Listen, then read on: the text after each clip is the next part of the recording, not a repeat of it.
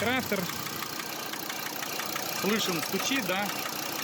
Когда такой стук, а ну еще чуть погазует, чуть-чуть так.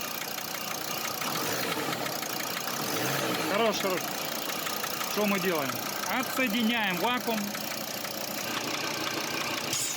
Оп. Стук прекратился. Или пальцем берем, затыкаем. О, он еще качает херово.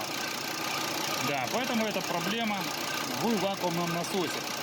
А именно почему стучит? Потому что масло через сальник вакуумного насоса поступает с обратной стороны поршня.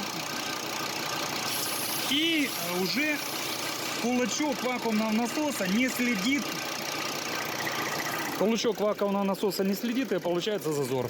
Потом мы устраняем этот стук, ставим новую втулку и устанавливаем новый сальник внутри вакуумного насоса.